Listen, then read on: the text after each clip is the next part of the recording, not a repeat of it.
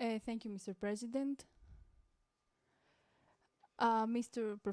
Dear professors, dear attendees, taking into consideration this invitation of the board of Institute and the president of Institute of Sparta, Mrs. Kanelopoulou, our respected father that could not be here due to his duties, decided that I should represent him in this conference.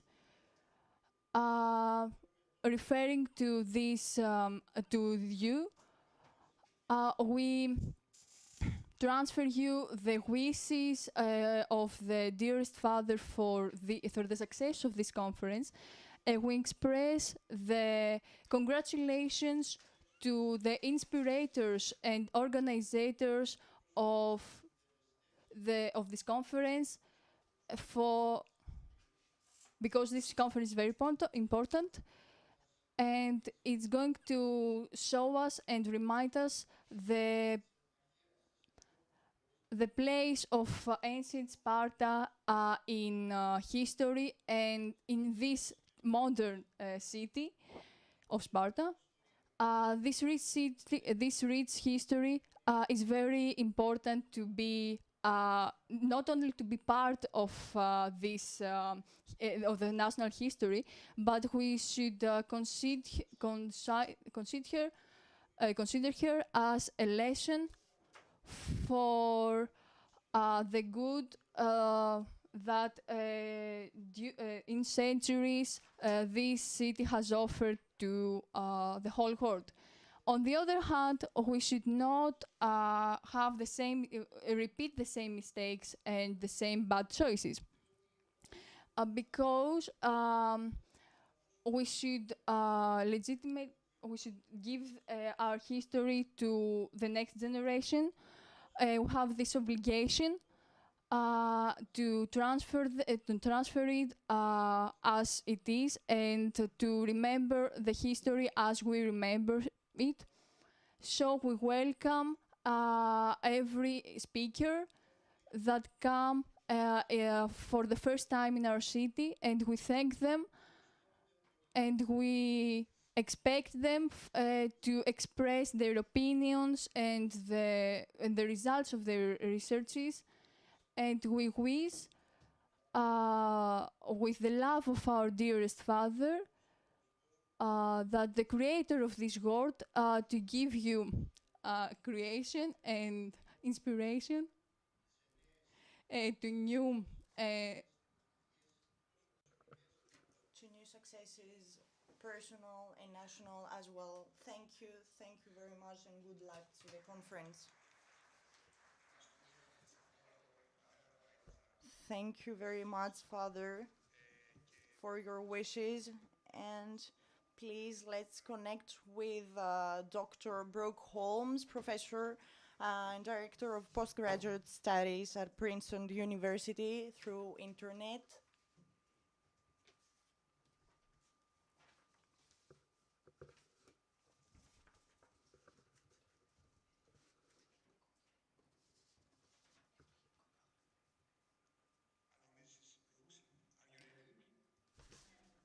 Είμαι έτοιμη.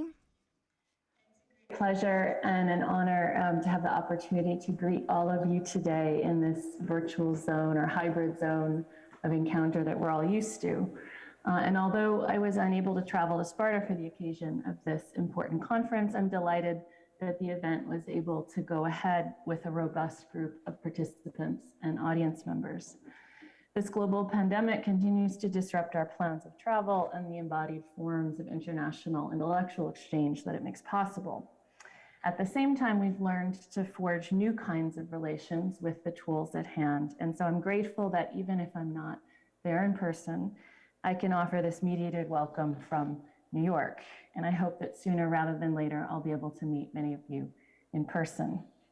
I want to take this occasion, having been given the opportunity to make these remarks, to recognize the work of Ms. Anastasia Kanelopoulou, the president of the Institute of Sparta, and the rest of the organizing committee for the conference.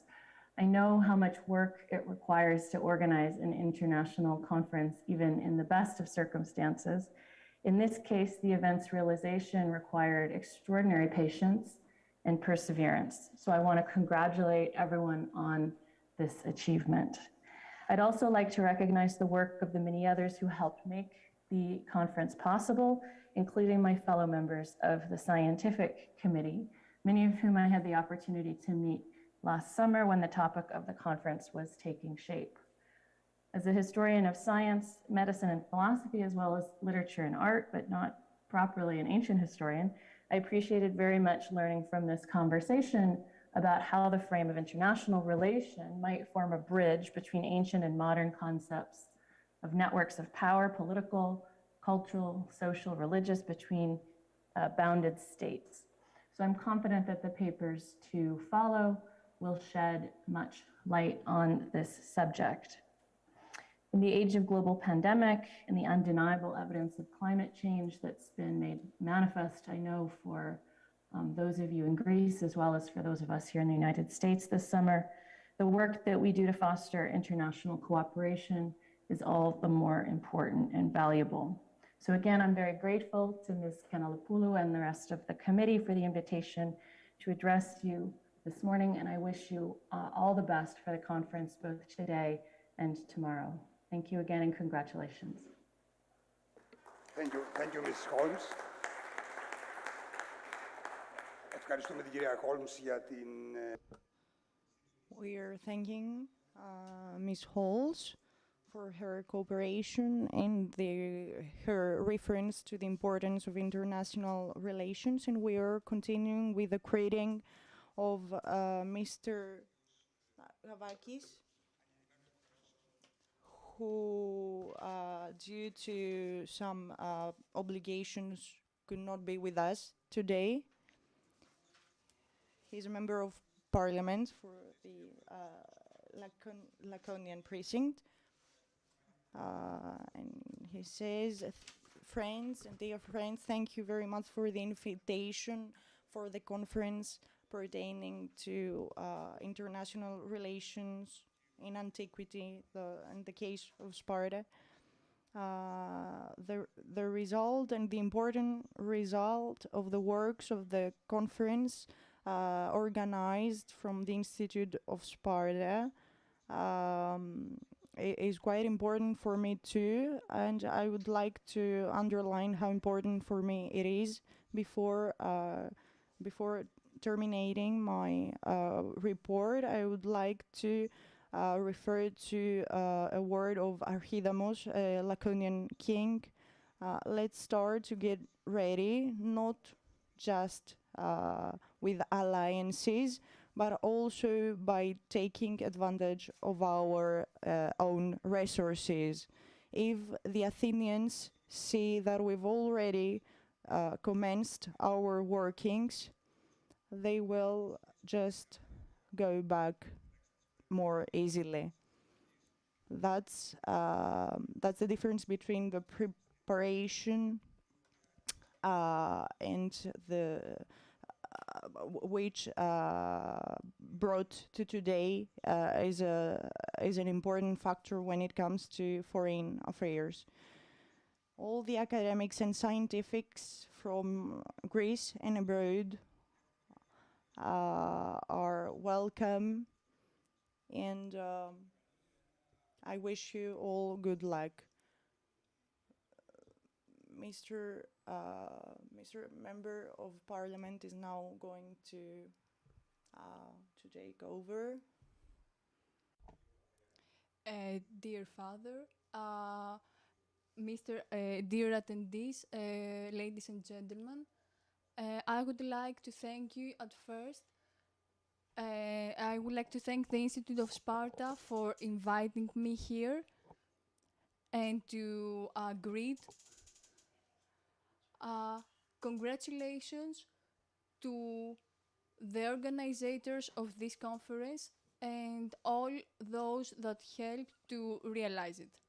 We should know that such conferences enrich our relationships and enhance the historic consciousness in order to enhance and enrich our cultural identity. Those who do not know their past do not know cannot be able to compete their future. This is a phrase that has been said a lot, and we see that the history of Sparta has many aspects that are very important and will be presented by the speakers of this conference. The history of Sparta, specifically, is something very important and should be the center of the discussions and should be taught and taught. Should be taught and this conference will help this be true. We also need to have some results from the researches in the history of Sparta. I wish you good luck and thank you very much for the invitation. Thank you, dear Member of Parliament.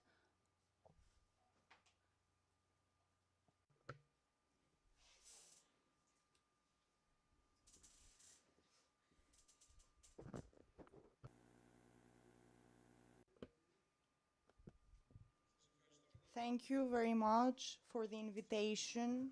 And while starting, we ought to give our congratulations to the Institute of Sparta and to Ms.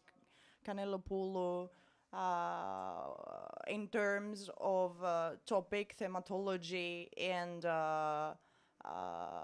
agility when it comes to the conference. We wish you all good luck. We wish to all the attendees good luck. And the topic is actually quite important for our modern world. We have many crises in front of us, the climatic crisis, the crisis in Afghanistan, and of course the pandemic, which influence every part of the world as well as ours more specifically. And we are in the center of these three crises. And the case of Sparta in Antiquity, of course, is a kind of different case because the region itself and the globalization of the region in Antiquity has a different meaning from the one that had in the past. The possibility of communication today, as we could see, for example, in the conference with online greetings that we had before, has made a global village. And I think that the conference must have the opportunity to be hybrid and give the opportunity to Sparta, to our place, to communicate with the rest of the world. I would like to welcome you all. I would like to wish you the best courage and good luck. Εκπρόσωπο του Δημάρχου δεν υπάρχει, ναι, οκ. Συνεχίζουμε τον χαιρετισμό. Continuing on with the speech of Mr. Lukas Christodoulou. Βήμα σε εσάς.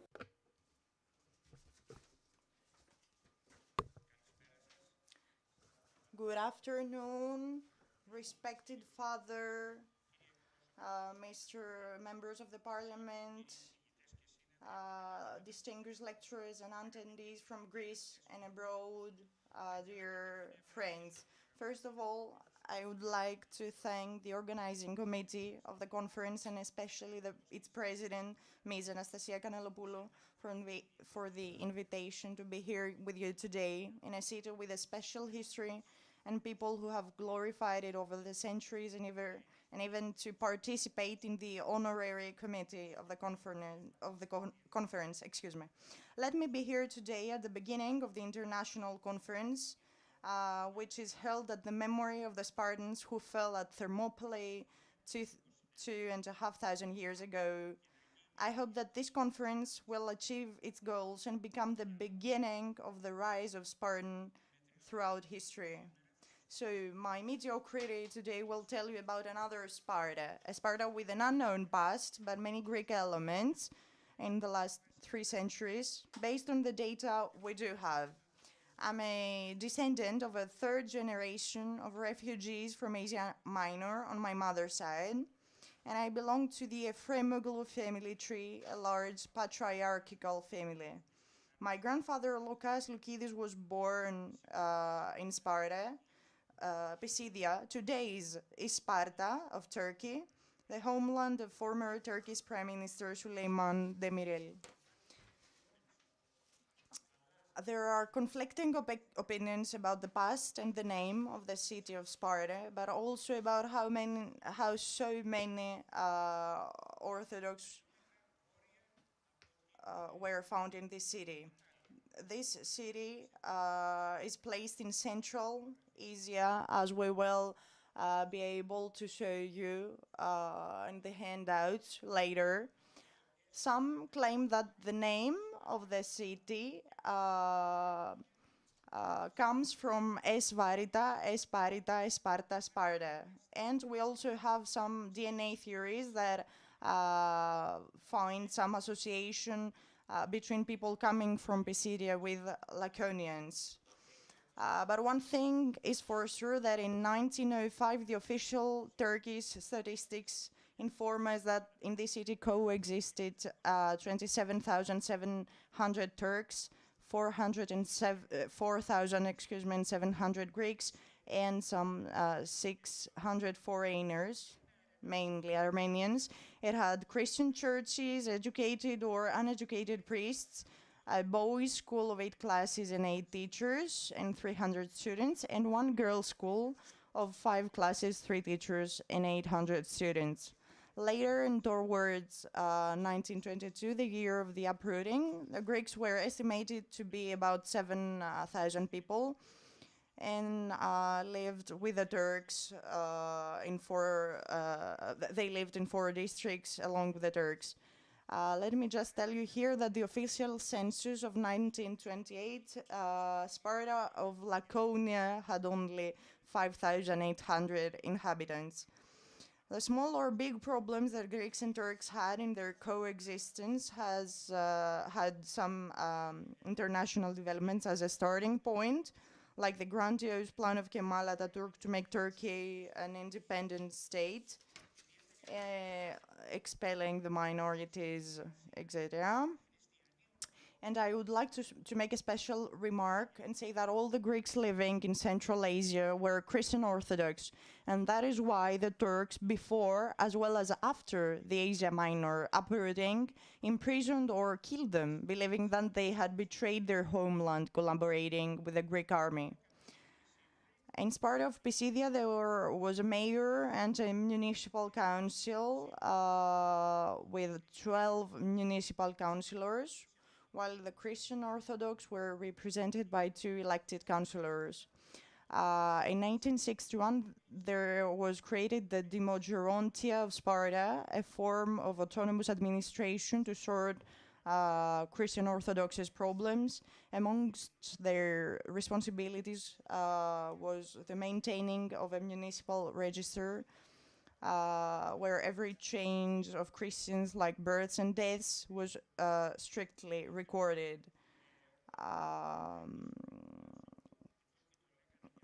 Yanakis Kyopaskoglu, or Yanaki Effendi, was the first president and one of the founders of the Demogerontia, and exercised enormous influence on the Turks. There were the so-called Mahalades districts, 24 Turkish, 4 Greek, and 1 Armenian. The 4 Greek quarters had Christianic names. The entrances, the Taxiarch, the Nativity of the Virgin Mary, and the Dormition. In 1914, a large earthquake resulted in the collapse of many thousand houses and the trapping and killing of Greeks and Turks. The inhabitants were intense for months, while many wealthy Spartales who were settled in Smyrna came to their aid and offered fundraising support. After the arrival of the Greek army in May 1919 in Smyrna and then its geographical expansion in the interior of Central Asia, the Greeks of Sparta were encouraged, believing that they would reach Sparta and be liberated from the Turkish yoke. But they had not that chance.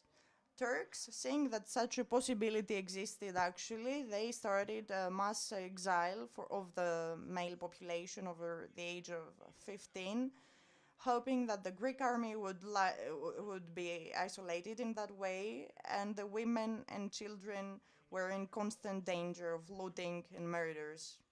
The Greek armies, as we said, never reached Sparta in Turkey, and unfortunately, in 1922 there was the cleansing of Greek populations inside Central Asia. Sparta was the seat of the Archbishop of Pisidia, who had the title Most Reverend Metropolitan of Pisidia, Supreme and Exarch of all Lycia, Sidon, Maria, Antalya, and Antioch. He was in the summer he was in the region of Sparta, while in the winter he was in the region of Antalya. Spartales, like other communities, were committed to the Orthodox Church and faithfully followed all the Christian holidays, which they honored in the best way.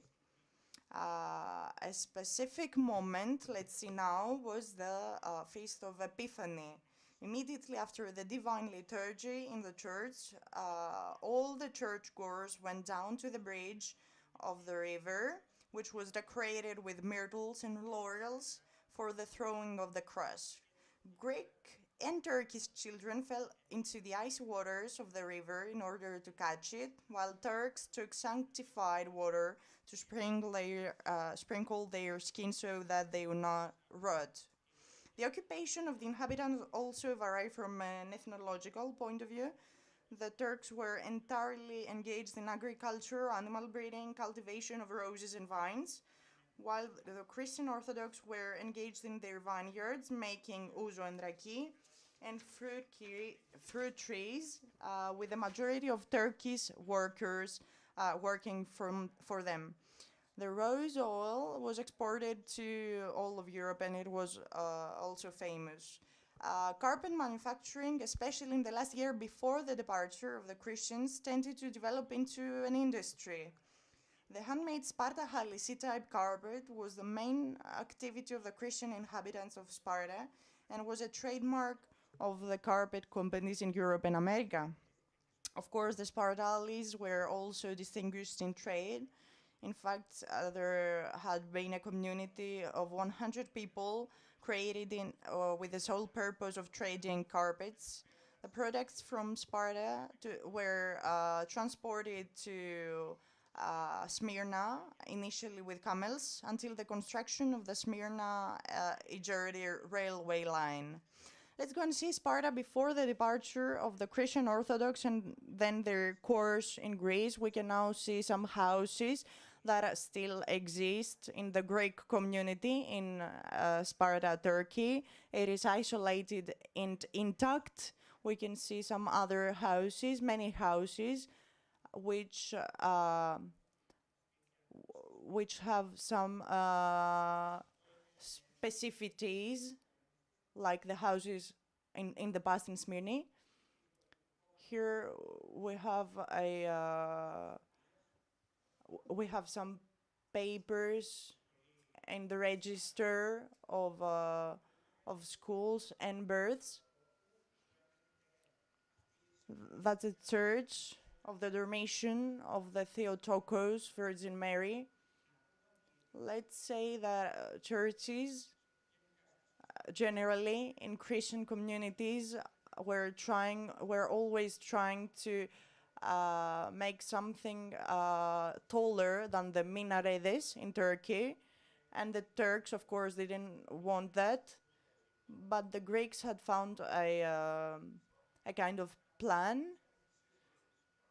So, so they were stuffing. So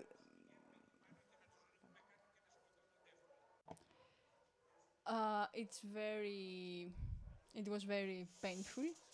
This is how the church is. This is the church at the outside. We have seen this church live. This is the Metropole, the Church of Metropole. We have searched ways to weigh in, but we had to have a certificate from the ministers in order to access the church. Due to the pandemic, we cannot be there. This is another church. This is a school for boys. Some students with their teacher in New Ionia. The certificate of school from an important priest. You see the carpets there. The famous Spartans in Smyrna. The Club of Hunters in Smyrna in 1999. This is October 1922.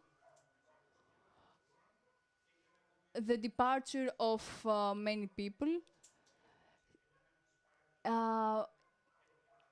In October 1922, 7,000 people begin to begin their departure from Sparta. And in October 21st, 1922, some Greek ships waited for these people to take them to Greece. So many people managed to escape the war. These three ships reached the island of Rhodes, and the one ship had to return to Turkey in order to take the rest of the inhabitants. The other two ships had to go to Piraeus, to the port of Piraeus, but due to the difficulties of the government to manage all these people, had as a result that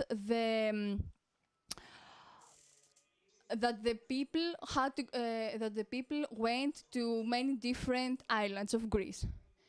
This is you can see many pictures from some important priests. This is a picture of, this is a drawing from Photoglu. And now you see the awarding in the Academy of Athens. They honored the Father Meletion.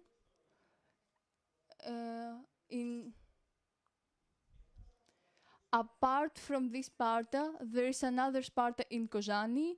It is the new Sparta, where Turks lived. They lived Kozani when the population is changed. And I would like to say that in 1944, this area was destroyed because the local did not accept the Germans and the Italians. This population gathered in other cities.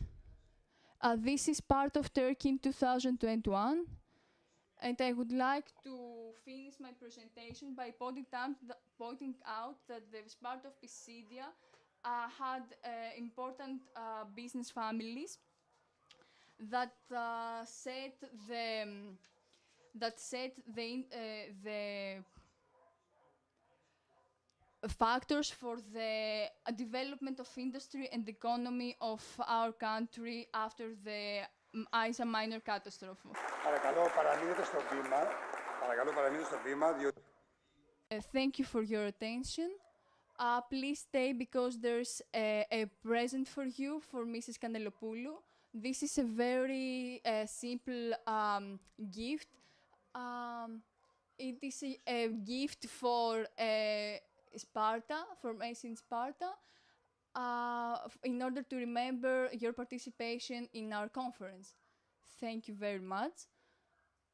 Congratulations for this conference.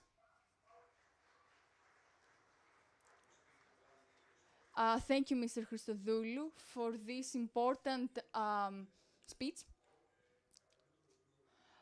We would like to invite Mr. Mazi in order to a short greet.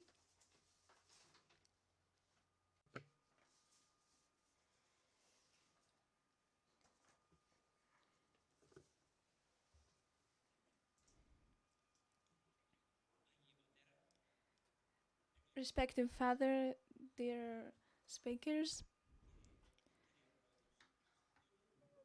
President of the Institute, ladies and gentlemen, this association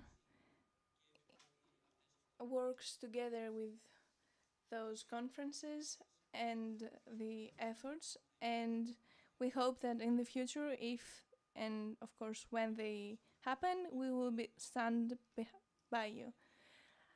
Finally, this city is experiencing something great, and this pleases me greatly. On the one hand, we have in our wonderful city the restoration works for our theatre. On the other hand, the municipality has managed for the 2,500 years from the Battle of Thermopyles.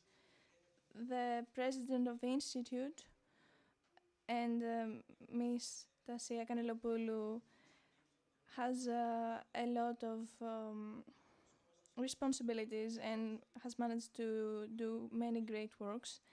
I believe that in comparison to a few years back, we are doing very well. We have managed to achieve many things. This moment, right now, this conference is happening today. I hope that the works of this conference are completely successful. I hope that we live here having learned more, having experienced more things, having learned about our city in antiquity and in the present day. And I hope that in the future there will be even more conferences that we as a collective can, and we as our association, we can help. Thank you very much. Ευχαριστούμε κύριε Μάζη. Κυρία Λάσκαρη, ο λόγος. Mrs. Laskari, you have the speech.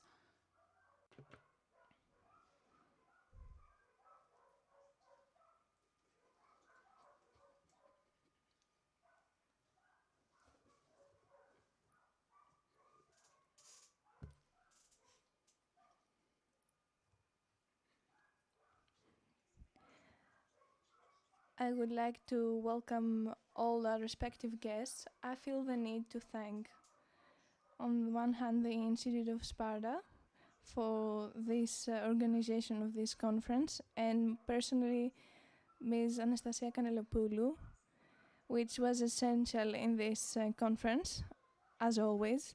And on the other hand, I would like to thank all the associations and all the professionals and that are here with us today, helping us express our city's great past. The association, as an essential part of the local community, is always present in conferences like this one, helping to improve our community. Thank you very much and good luck. We would like to thank Mrs. Laskari, and there's a video with Mr. Marcello Bellecico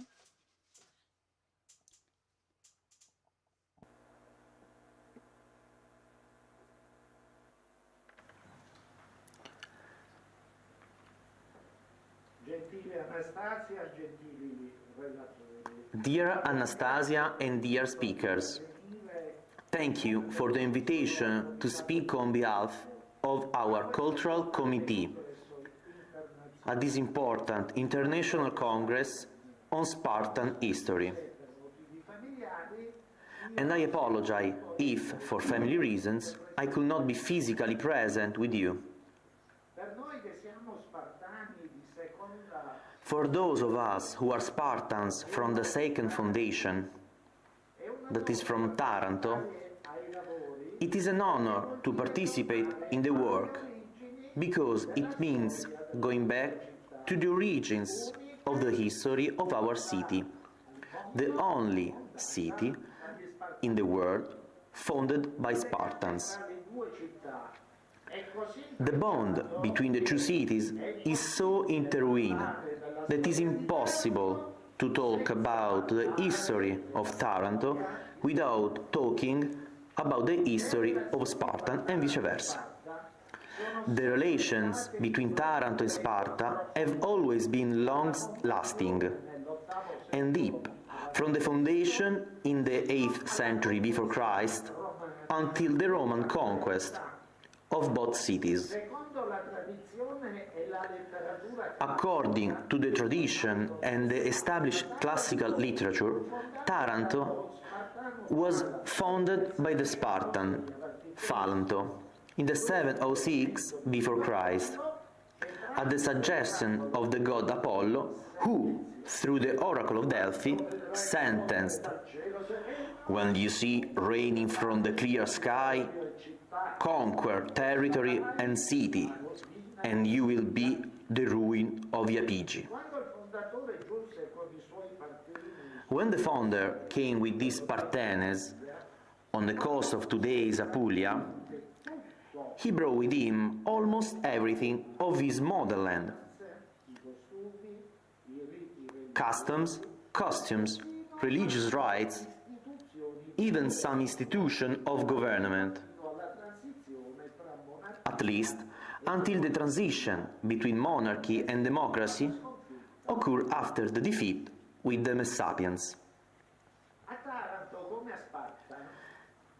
In Taranto, as in Sparta, was worshipped the cult of Apollo, Athena, Poseidon, Jacinthus, and the Dioscuri, Castor and Pollux. What about the toponymy? Polybius, in his writings, testifies that in the city of Taranto were found many references to places in Laconia.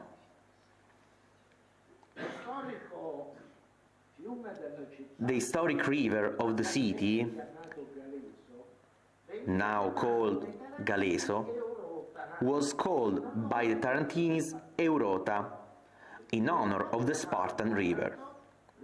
Virgil called Taranto the Rock of Ebalia, in honor of both a historic name of the Spartan city and King Ebalo from Sparta. Lastly, the language. With good peace of the author so-called pro-Athenian, in Taranto was spoken the Doric language, exactly as the Doric language was spoken in his colony, Heraclea, today Policoro, in the region of Basilicata. The shipwreck of the Spartan Phalantus on the Apulian coast is confirmed by the emblem of the city of Taras, reported on ancient silver coins. The Phalantus on the dolphin that, with the help of the god of the sea, Poseidon, and at the behest of the god Apollo, defeats the Iapigi and founds a new city. Taranto had excellent relations with the motherland throughout its history, even after the institutional transition from monarchy to democracy in the 5th century before Christ. Taranto sided with Sparta against Athens in the expedition of Sicily in favor of Syracuse, and helped the Spartan Acrotato. Therefore, Taranto obtained the aid of two Spartan heads, Archidamo and Cleonimo, in the war of Taranto against the Messapi and the Lucani. In occasion of the intervention of King Archidamo in 344 before Christ, the Tarantini made to print some special gold coins with the Phalanto on the dolphin on the front and the Dioscuri on the back. Even the death of Archidamo under the walls of Manduria, the main Messapic center, testifies the deep relationship between Taranto and Sparta. According to Teopompo, the Taranto issued a series of silver staters with imprinted the ever-present Dioscuri for the ransom of the body of Spartan king who died in the service of Taranto. Both cities finally decided to erect in his honor two statues in Olympia. It should be mentioned, however, a substantial difference in the technique of warfare of the two cities, the case of the Tarentine Knights of Magna Graecia. In Sparta, the use of cavalry in the course of the battles had a limited experience for political, tactical, and organizational reasons. A completely different matter for Taranto were the conformation of the Apulian territory, the abundance of fodder for horses, and the democratic institutional system formed the basis for the formation of a cavalry corps that will become an excellence throughout the Greek world until the Roman conquest. In the city-state of Tarentum, knights were recruited from among those who were wealthy enough to procure and maintain a horse of their own. Around the middle of the 5th century before Christ, there were about 1,000 knights who represented in the democratic Taranto one of the last bastions of its opulent aristocracy.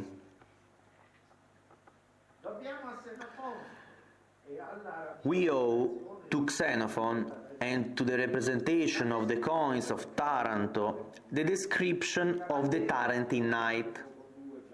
The knight was armed with 2 javelins, a short sword-type coppice, and a crested helmet or a pilos, both of Spartan extraction, and a shield with a central hilt, an innovation compared to the coeval knights. The clothing of the knights is completed by a short chiton, without armor, a cloak tied over the shoulders, an obvious reference to the Spartans, and boots with shin guards. Although the knights of Taranto were essentially mercenaries and were at the service of the highest bidder, once again we find a particular predilection for his motherland. According to Plutarch, a contingent of Tarentines sided with the army of the Spartan king Cleomenes in the Celtran Peloponnese during the war season 226 before Christ, as well as on the same occasion fought alongside Macanida of Sparta in Mantinea. Allow me to conclude this report with a mention of the symbol of our Spartan Hypogeum Museum, which, once again, testifies to the relationship between our two cities. The Gorgon,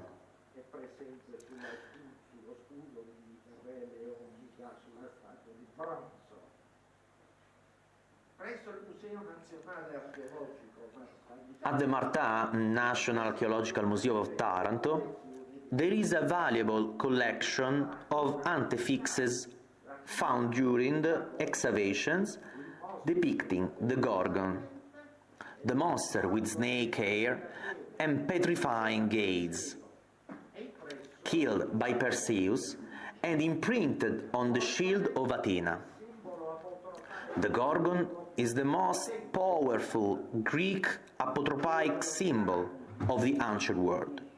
It keeps evil spirits away from homes and petrifies the will of enemies during battle.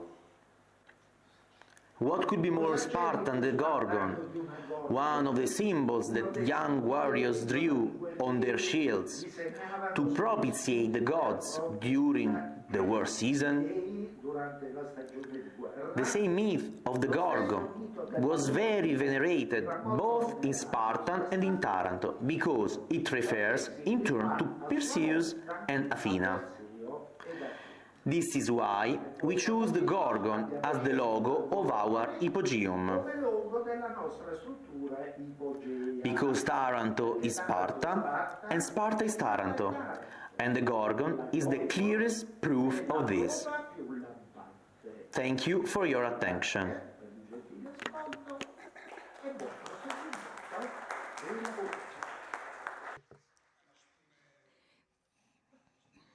Thank you very much, Mr. Marcello Bellacicco, President of the Museum of Tarantino, for this unique introduction where he explained the deep roots between Sparta and Taranto. If I'm not mistaken, it was said that the Spartans created a colony in southern Italy, and of course after so many years there was decided a deep cooperation with the Tarentines. The Tarentines are extremely proud that they can speak Greek and they're descendants of the Spartans, and they remind in visitors and in the local population how proud they are of their Greek heritage. Of course, this close relation between those two cities are extremely important. As a result, now we'll be continuing the speech of the Vice President of the Presidential of the Professor Mr. Koliopoulos. Thank you, Professor.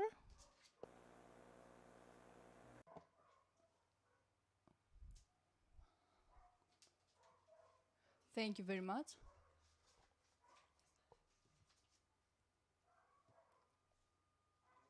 Ladies and gentlemen,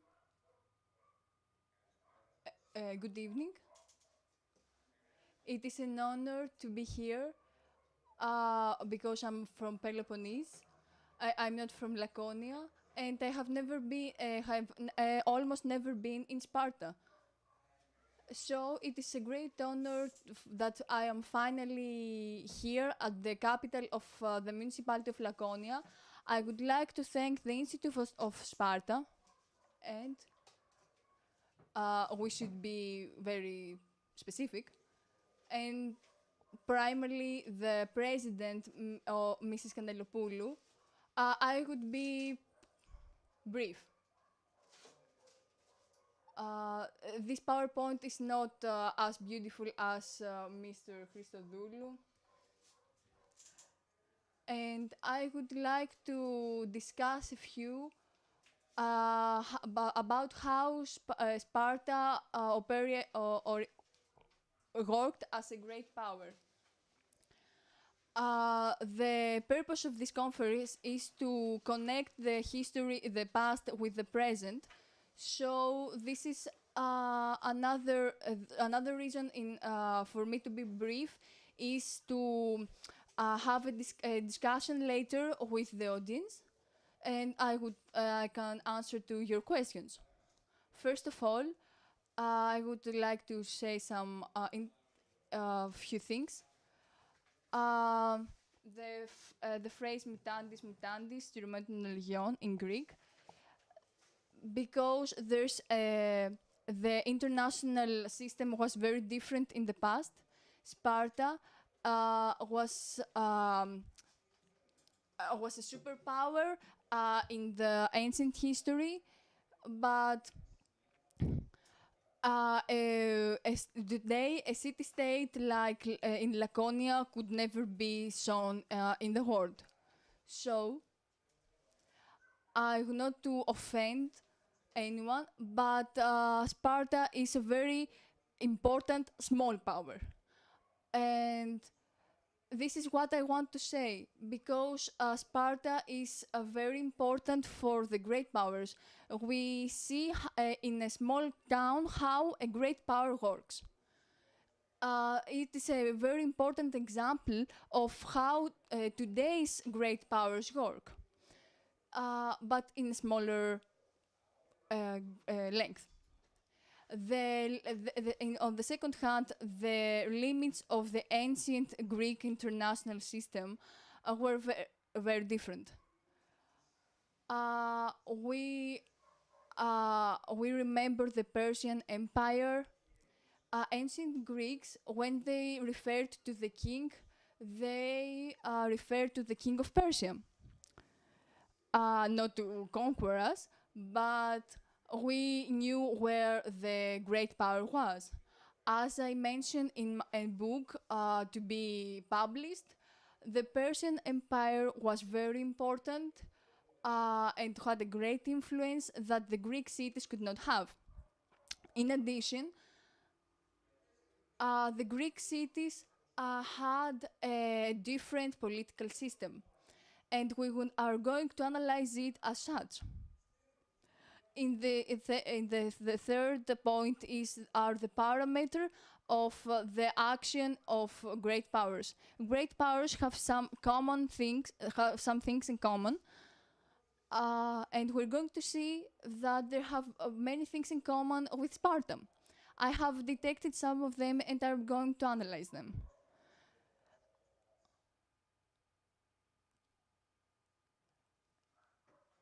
The first parameter is longevity. How long was the influence of a great power? There are some great powers that were very important. For example, Japan. For example, Japan was a great power from 1905 to 1945. Let's have a look at Sparta. Over than 3 centuries. None of today's great power had such an influence. Let's have a look. For example, Russia from 1709 almost reached Sparta, but has not reached it yet. USA, much less. Or China, even less. So we have the city of Sparta, that it is very important and can compete today's great powers. So the first thing is that longevity is a very important factor, and Sparta has already achieved it. There are many great powers, but there's only number one. For example, Sparta. Let's have a look at the chronologies. She had a very important influence, and around 600 BC, she had a great influence till 476 BC. And there's the war with Athens, and then there are some other 30 years when Sparta was not a great power. You can see that this is not something that cannot be taken into consideration. USA are very important since 1919. They have some years yet to reach Sparta. China and Russia have not been number one yet. We can understand that due to these events, Sparta had a great influence. The conference was about the 2,500 years of the Battle of Thermopylae, but we can see that in this battle of Thermopylae, Spartans lost, but Spartans want to always win. We as Greeks need to understand that we own our longevity in the last battles. So we see that today's great powers, such as Russia, that was for a long time a great power, is not number one. In the parentheses, there's a state that today is not a great power, but was a great power for almost 100 years. You can see again that Sparta has done a great job. Maybe we have not taken them into consideration when we refer to Sparta. Great powers need to conquer their districts. Sparta had a sovereignty in the Peloponnese for almost 200 years. This is incredible. If we take into consideration all the factors. And at that time, there was Argos, there was Corinthos that was very rich. So we can understand that Peloponnese was not vast, and there was not vast. The other great power that had conquered in its district were USA in the American continent. There is also Brazil and Mexico, but we all know who number one is. The other countries have not reached it yet. But we can again see Sparta's accomplishment. So in general, Sparta wanted three things. Conquer Messenia, conquer Peloponnesus, and be number one in Greece. This is the strategy of Sparta, and this was the proper role. The next thing is the creation and the creation of allies. What today named Peloponnesian League lasted almost 200 years. Do you think that NATO will last for 2 centuries? The president of France has called it dead, and I'm not sure if NATO will last for 200 years.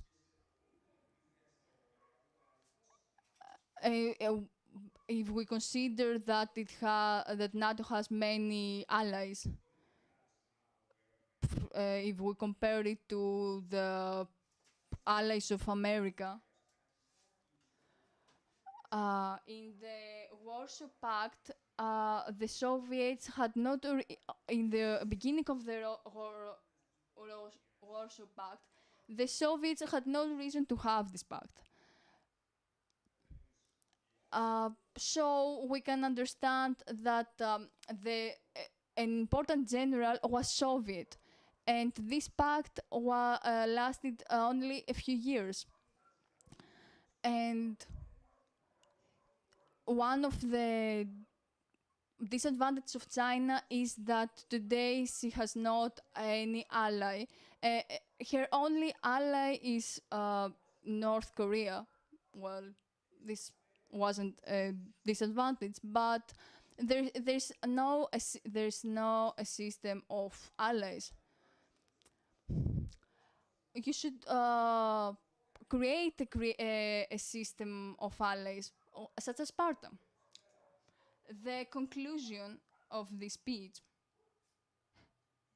is that Sparta, I may exaggerate a few, is an archetype of a great power. For example, if you want to see what great powers have done, you can see the history of Sparta. It is very clear, and it is very easy to understand it.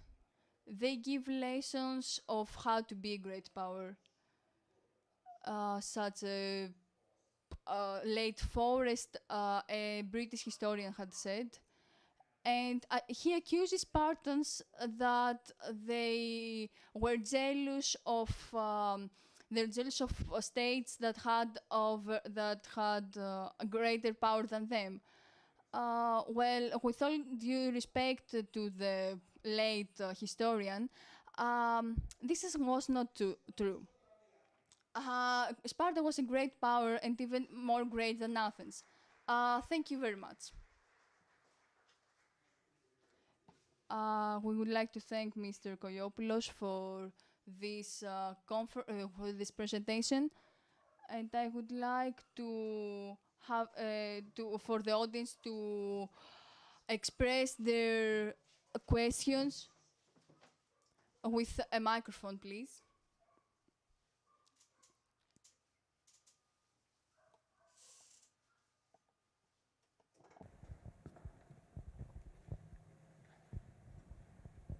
Ευχαριστούμε πολύ για το Thank you very much for the boost that you've given to our Spartan identity. I'd like to ask something about great powers, their cultural influence. For example, America and Hollywood, when others voluntarily follow a specific cultural power, is a different thing. Athens, for example, is a different case. Athens was a city which influenced other cities. Did Sparta had the same influence? Σπαρτιάτες ήταν μέτροι της προπαγάνδας. Spartans were masters of propaganda. I have some chronologies here. The books written by me 20 years ago was the first bestseller I had written, an academic book where I refer, amongst other things, that Spartans were incredibly excellent to this thing that our colleague Mr. Papasoteriou asked. What's the legalization of a strategy? Who is going to legalize your strategy? There is the internal strategy, which is accepted from your people, and the international strategy, which is accepted internationally. Spartans were quite extraordinary in the second case. During Helon, in Sparta, Orestes' corpse was transferred to Sparta. To that age, it was a gift to non-Dorian peoples of Peloponnese. It was a gesture from Sparta to reassure all the people of Peloponnese that we, as Spartans, we are here. The grandson of Menelaus was given back to non-Dorian peoples. With these kind of gestures, they sent a message, Spartans. The second one is that you can see, ladies and gentlemen, that until today we have an image of Sparta. When we say today that somebody is a Spartan, metaphorically speaking, we mean that someone is courage and frugal. That's the message sent. They did not have the philosophical researches and papers of ancient philosophers, but Spartans had live and lively masterpieces and work pieces. But I'm not going to talk about the drawbacks of Spartan between all these Spartans today here in the conference room. Is there any other question? I would like to stay to this differentiation between the sovereignty of Sparta and the case of other city-states, because there are many criteria. For example, a sovereignty of the United States of America today is on which level? On human rights, for example, on the military aspect. I feel that the differentiation between Sparta and other cases is not quite legitimate. It was a quite different. It was a quite different kind of living, sort of living. It's quite interesting, actually. Here now, you're talking to us about the limits of historical analysis. Your statement is actually pertaining to this thing. We have today we have other criteria, and for example, in the past we had other levels of analyzation. The past is another country. What's the topic here? What's the issue? We have the tendency to think with equivalencies. When somebody has many children, differentiates each children, but they are all they are all a group. For example, Thucydides said that exact thing. I will analyze the most important war, and all the things that are to come in the future will be able to be analyzed with this archetype, with this analyzation of the Peloponnesian War, for example. When it comes to politics, to my mind at least, and it's not just in my mind, of course, we have many differences. Spartan domination on some levels were bigger than the USA ones.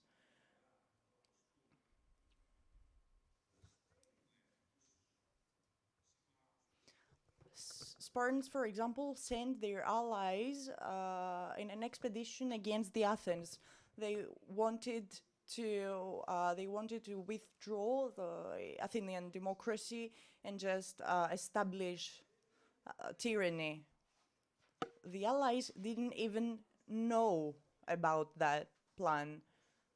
They were not informed by the Spartans about the plans that Spartans had for Athens. Can you imagine this in today's life when it comes to the USA and NATO? For example, this analysis, this comparison between Spartan and NATO or the USA is on different levels. But Sparta, on some levels, I will say again, was superior to the USA today. And many colleagues in international politics do fall in this trap,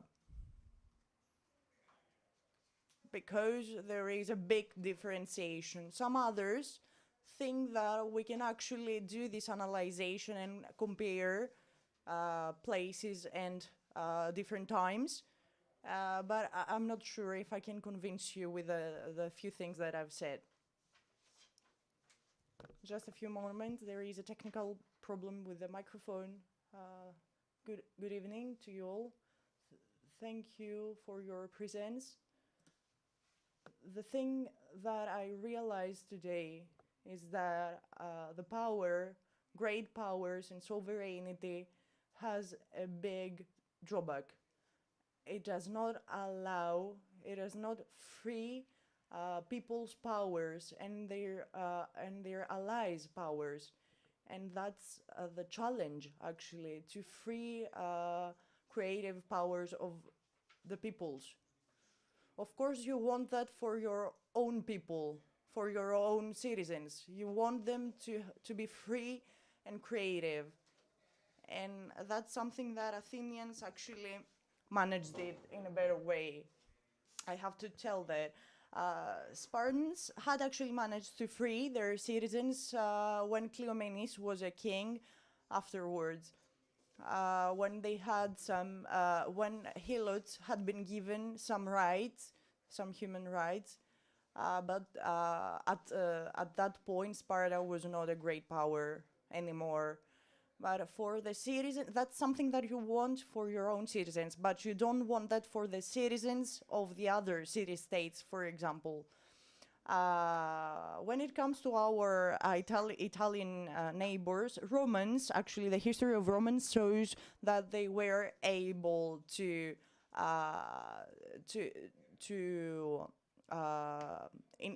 make all their citizens, all the citizens of their empire, feel as one sole thing. I'm not sure how China will be able to manage that today. Of course, you give some commodities, some services to your allies. The USA does this, for example, in its market, in its international markets. And in the same way, Spartans in Sparta did the same thing. Helped its allies not to have bad regimes, for example. For example, you're trying to expand your power on an international levels, but then you will may have the problem of oliganthropy, as Aristotle told us, of a small population. If there is a next question, please.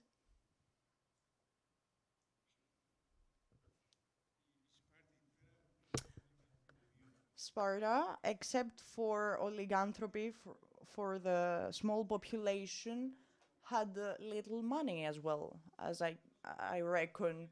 While there were many changes in other places, Athens was known all over the world, and other cities had craftsmanship and commercial businesses, etc. But Sparta didn't have this kind of commerce or market, and I cannot understand why was this happening. Was it a stuck in the tradition situation? For example, now the three last decades, we have been discussing during those 3 decades about a meltdown. Okay. People have to develop itself, and I haven't seen Spartan doing this. That's another side, of course. That doesn't mean that I do not appreciate their ethos and their laws and their masterpieces. You are right. You are right. And why didn't this happen? Hilon the Lacedaemonian. Hilon says that if we start our commercial businesses, then Spartans, the infantry, the inhabitants of Spartiates, would be inferior, economically speaking, to the perioikoi, for example. The navy and the market and all the manufacturing would make the homoioi, the Spartan citizens, inferior to the non-free citizens or the perioikoi. So they didn't want to let Sparta become a navy city-state.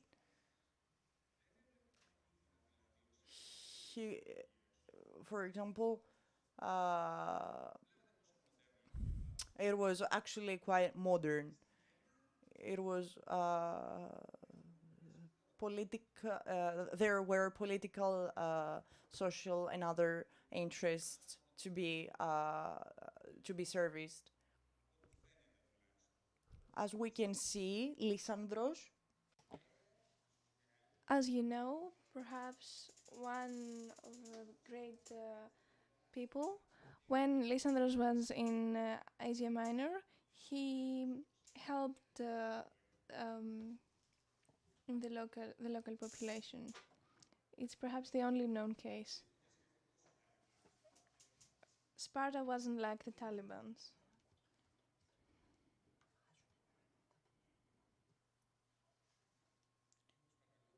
Nikos Kanelopoulos, Ionian University. Dear Mr. Koliopoulos, I understand your evaluation.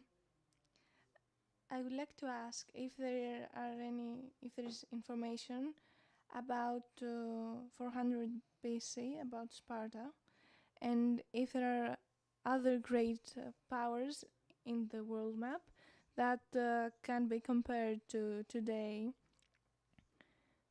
and according to all those criteria you mentioned. Thank you. It is very easy to go towards the east if we're not talking about Greece. Should we keep it local? First, let's talk locally. In the Homer mentions that they called us Argios, perhaps because Argos was so powerful. It is like if we today call ourselves Americans and we mean people in general. We can understand that, of course. Argos was number one. There was also the very rich Corinth. That was the first that started recreating, and of course after that there is Athens. In looking towards the world history and towards world politics, we can see many great powers rising and falling, as in Antiquity. Argos, Sparta, after that Athens, there is a collision, then Sparta is on top, after that we have many others, and of course Rome. When the 21st century starts, we have 8 great powers. When it is coming to an end, we only have 1 great power. So we can see that change is happening constantly. When city-state, Assyrians, the great power and war machine, were very close to Sparta in regards to its power. This idea of a great power transcends time. Looking to China today, of course, and also great power, even in Antiquity. It is truly magnificent that each nation learns through its own history. It is unique. Italy, when Machiavelli wanted to teach Italians of the Middle Ages strategy, he talked about Rome. It is very clear that this was very important.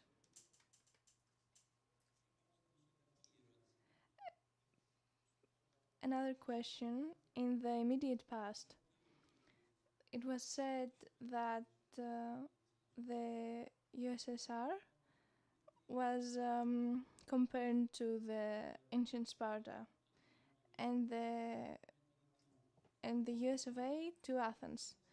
I would like your comment on that, and ask you if you agree. That's all. Of course, this conference has a lot of people that have experienced the Cold War.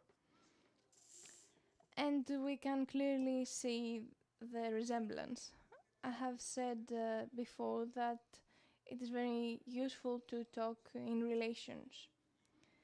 But sometimes this doesn't help us think, but doesn't allow us to think. We believe that we're thinking, but through analogies we're not.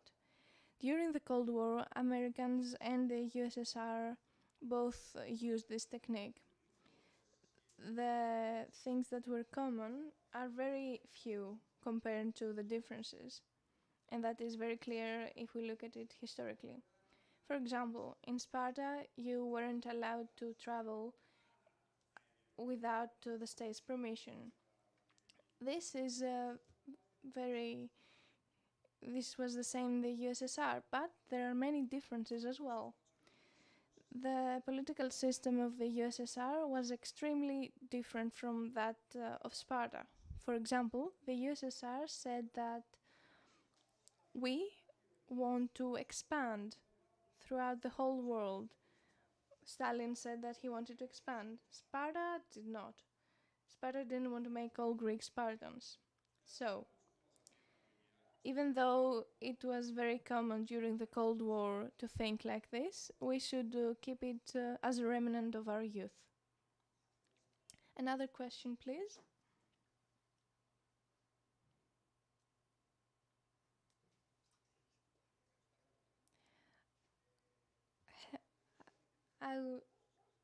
I would like to point out that the Germans used Sparta as well.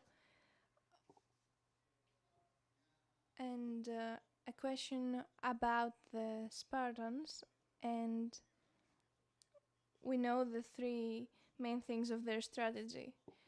Why do they overexpand? A second question is if the political system of Sparta, the two kings and their aristocracy, was played a part in the international communications of Sparta. And of course, a third question, could you please say a few words about the Cleomenes case, the political child of Helen, the protege of Helen?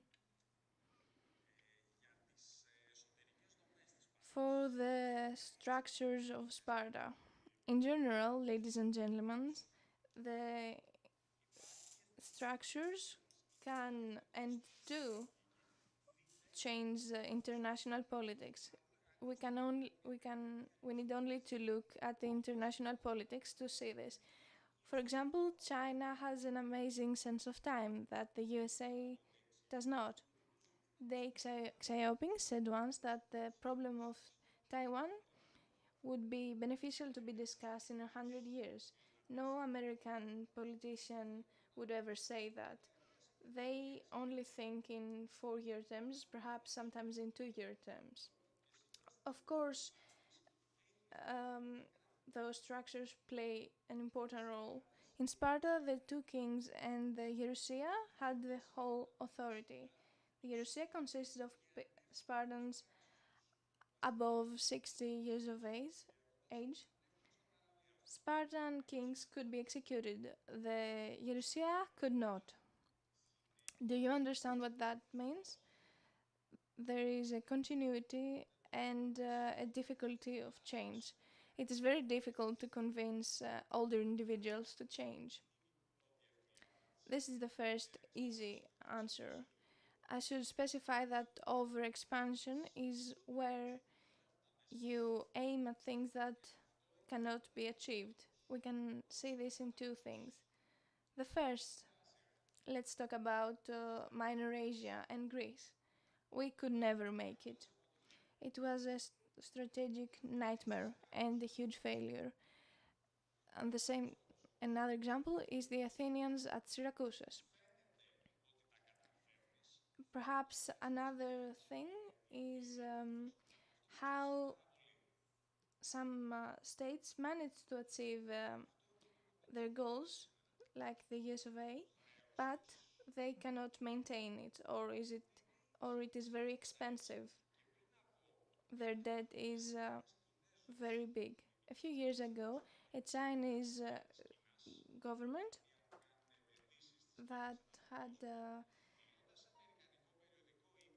that spoke in an American magazine said that Americans should be very very nice to people to whom they owe money. Of course, you can understand that when China starts threatening, it does it in a very unique way. Now, let's look at Sparta. And this is something that happened to them as well as to today's great powers. We have to only look at the use of A. We can see now that after the situation with the Taliban in Afghanistan, they thought they could achieve a state with different values, different traditions, especially in the women's position. They tried to implement those things in Afghanistan. We can look at this now and understand that there was no way. But of course, the American superpower tried to achieve this for 20 years. In Sparta, Aegislaos tried to achieve a very similar thing. King Agesilaus destroyed Sparta. He was a great military commander, but the only thing he knew how to do was war. War, war, war. And there was the Battle of Leuctra, which destroyed the Spartan army. Oh, what have I missed? Cleomenes, of course. A unique personality. Herodotus, when he visited Sparta, everyone didn't like Cleomenes. His two half siblings were in power, but even though Herodotus was impressed by him, and that is evident by all the good things that he says about Cleomenes, another military strategist, but it is obvious that what ancient writings say that some time that he went crazy is perhaps true. I would like to talk more about him, but I cannot.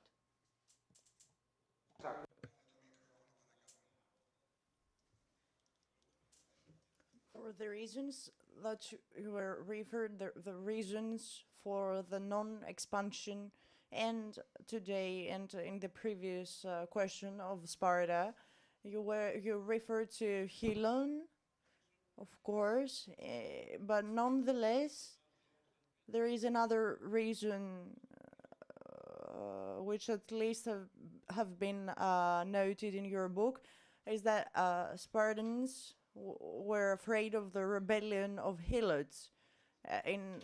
They were afraid of the case of a rebellion, so there was a kind of difficulty in the country, a kind of a problem posed to the country, to the city-state of Sparta, and blocked it in terms of continuing a strategy.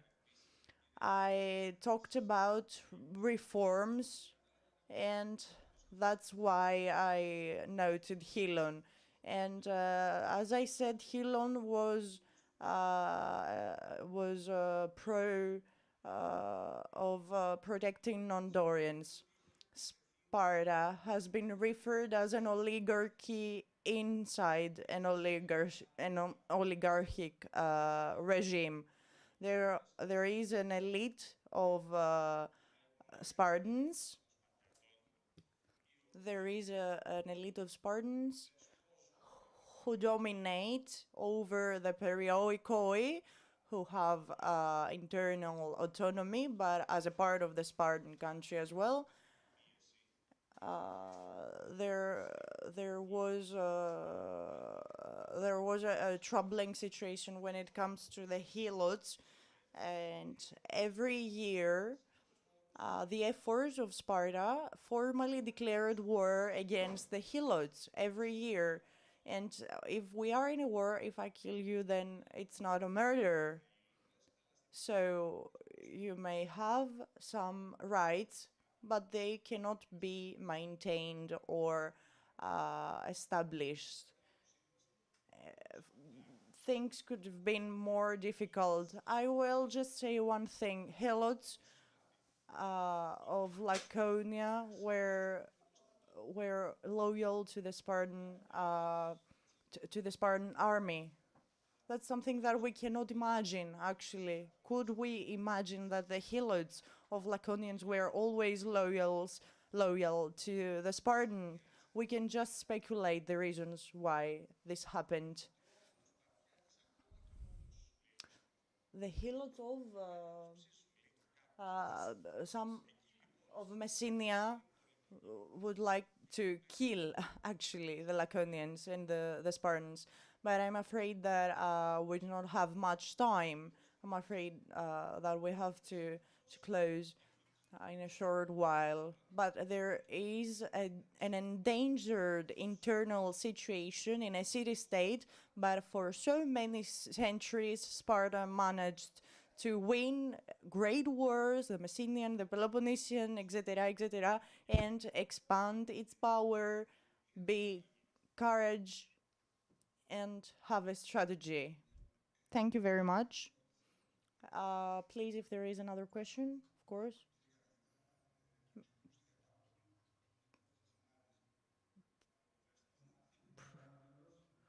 Professor, at the end, what is the one thing that makes Sparta being told about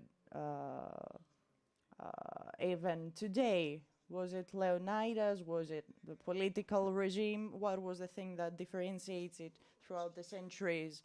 And the first question that I was asked, there was the statement, we know about Athens, but we do not realize how Sparta has still been affecting us. There is an extraordinary book called The Shadow of Sparta, and we keep talking about Athens and Argos, etc., but there is always the shadow of Sparta. We have Leonidas, the great warrior. That's a myth, but there have been other myths and other great warriors. But Sparta has managed to maintain this myth, this legacy over the centuries. So that's something spectacular. In all the world and in other places, this it is different, but Sparta managed to maintain its legacy, its history, because of strategy. If I learn war, if I learn the art of war, I can teach my children sciences and my grandchildren's the art. Sparta's strategy could maintain all this and could through acts, through many acts, they passed through the Aegean and went to Asia Minor, to Ionia, when they were needed.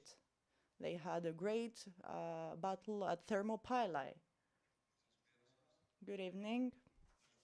Thank you very much for your excellent presentation. I would like to ask you something quite interesting. I'm an archaeological and history researcher,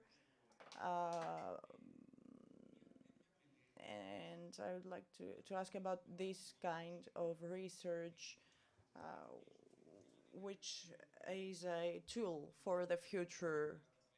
There is, it can't always be seen in the historical period that events happened. But I have a question regarding time limits.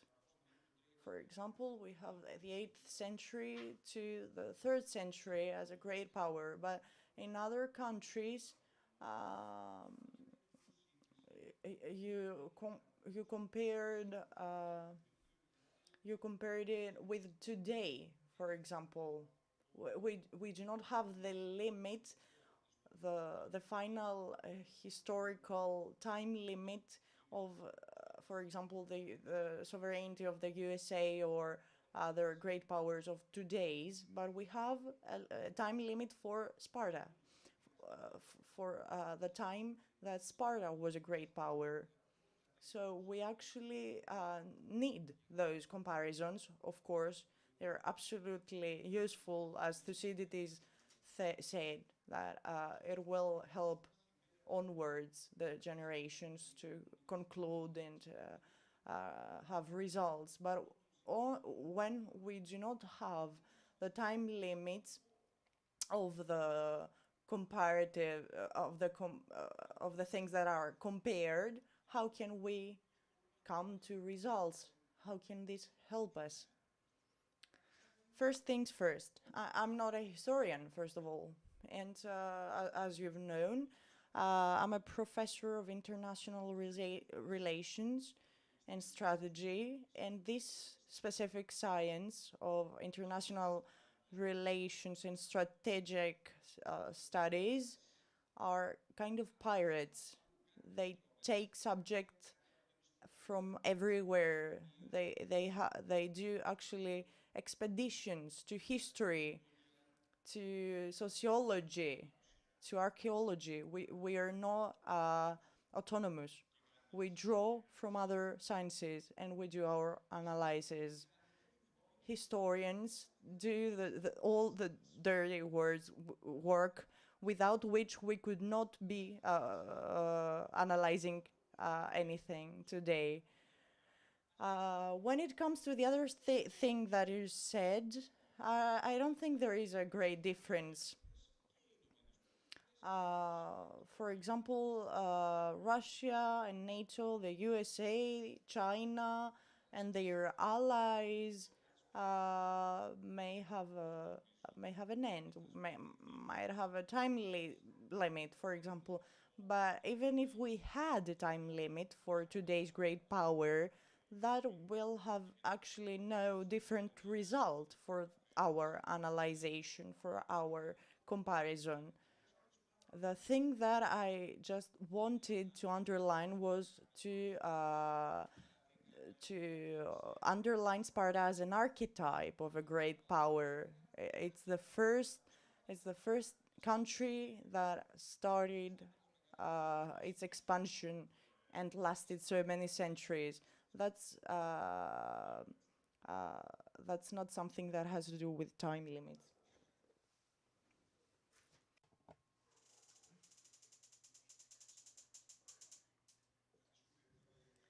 We would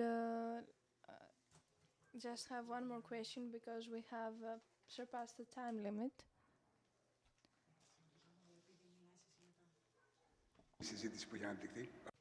It's an excellent conversation, actually. You have been referred to the topic of a strategy with stable qualities that need certain institutions. For example, as you said, Hilon was the one establishing those institutions, etc. But this stability in strategics and the hierarchy of Sparta between all great powers, how can we identify the institutions? Are the institutions that made Sparta a great power?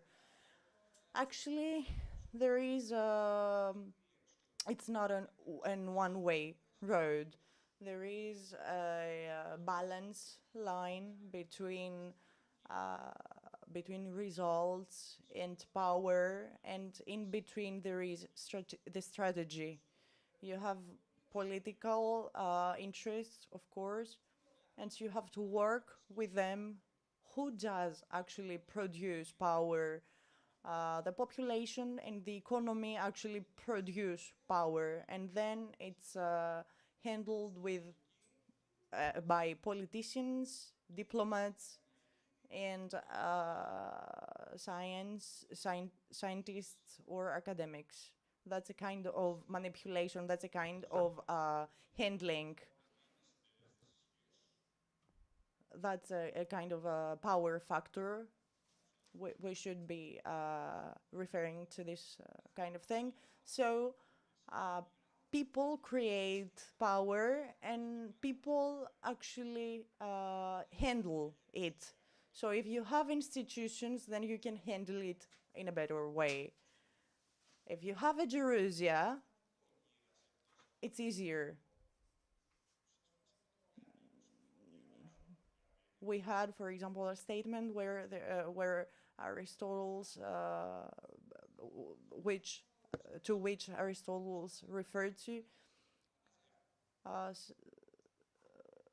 but a power, at the end, power and people come together. So I'd just like to ask a last question. I am afraid that you need a microphone.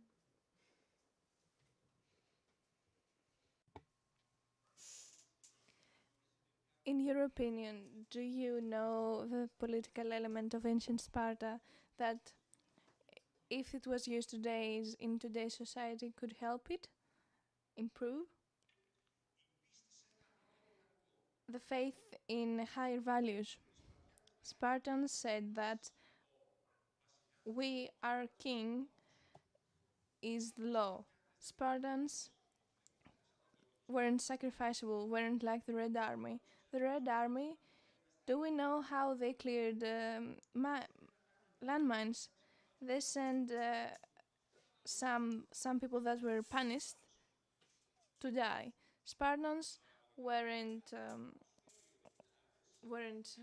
left to die, but on the other hand, they maintained that they would sacrifice their life for Sparta. Where this is implemented and society has understood it, they have improved and increased their power. Of course, this could help. The fact that Sparta was used by a lot of individuals to explain their dictatorship, it's another thing. You're not responsible for those that imitate you, for those that read you. Thank you very much. I would like to ask another question. I would like to use this opportunity, because of your knowledge in international politics. Could we please connect the topic of international politics with tourism, and not as a phenomenon of today, but of course we know that it's something that is existed since antiquity.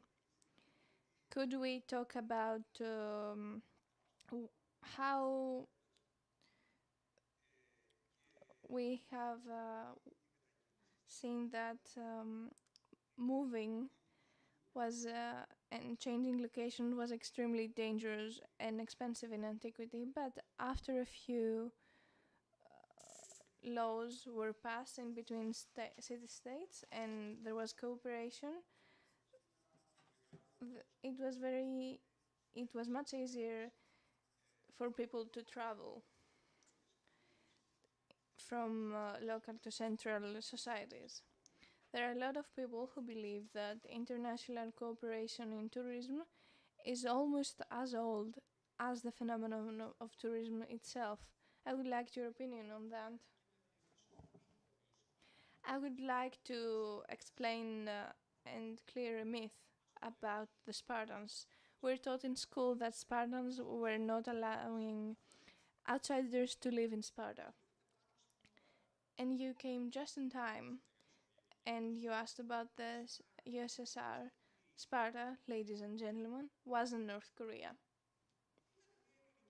It was a Greek city-state. You could visit it. There was cooperation. Pausanias, the Spartan winner of Platees, again we talk about Platees, had cooperation bonds with East Aegean. Archidamos was very close to Pericles. It wasn't North Korea. A lot of people traveled to Sparta. You could visit. This fact that you could not travel to Sparta only existed for a very specific time, and it had a limit. The Spartan army during battle acted very differently to their hospitality. In Thermopylae, Herodotus talks about the things that Spartans did. I shouldn't mention that, but I will. Spartans during battle, they were attacked by the Persian army. They turned around again, and they killed them all. To be able to do that during battle, you can understand that you have practiced it million times. It's not something that came to you out of the blue. We can understand this, all of us who went to the army, but even those who didn't, we can use common logic and understand this.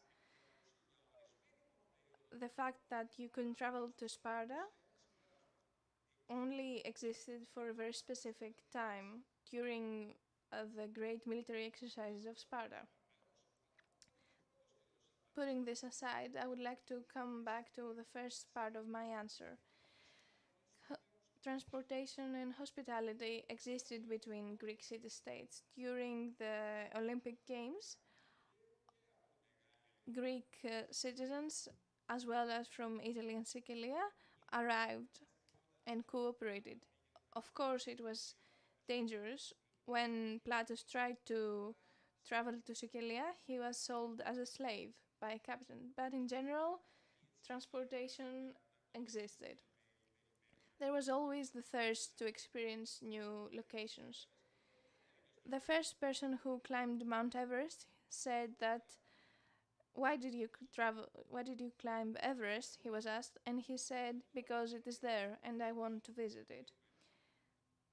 Carthaginians conquered Africa. As today, the same bonds of hospitality existed in Antiquity. It's a very great topic. I would like to thank the three interpreters. We should mention that they did. I would like to thank them very much. This is why I try to speak slowly. I would also like to thank you, but allow me please, we're not finished yet.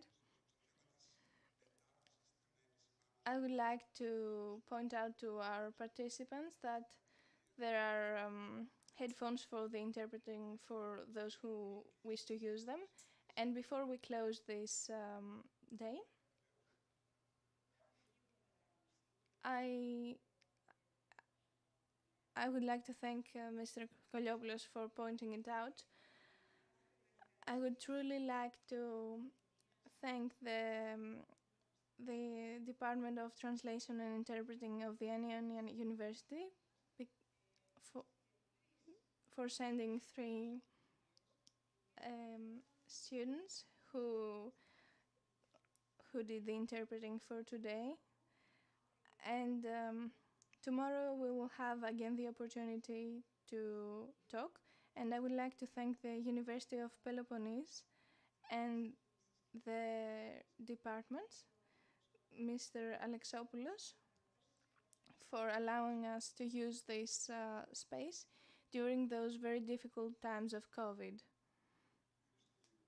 Thank you very much, Ms. Kanelopoulou. I would also like to say, closing, that there was another speech planned, but because of technical issues, it was an online speech. It was by the Dr. Fotini Christakopoulou by the Institute of European Integration and Policy, the National and Carpodistриan University of Athens, and it was about the diplomacy of Sparta in the Grecian system. In this speech, the external relations of Sparta are examined in the works of Hugo Grotius, who is the creator of the modern system of international law established after the peace treaty of Westphalia. Particular attention is paid to the theoretical problems of the concept of Grecian sovereignty as opposed to the concept of sovereignty according to Brodin, in reference to the Achaean Confederation, the Aetolian Confederation, Sparta and Sicyonia. The transition from the Grotian notion of actus summe potestatis that existed in his early treatises to the notion of the use in his writings after 1610 is examined. After this, I would like to thank everyone for their attendance, for the unique opportunity for dialogue, and for once again Ms. Kanelopoulou and everyone who helped in this conference. Thank you very much. Tomorrow, we would like to point out that we start at 10 in the morning. Thank you very much.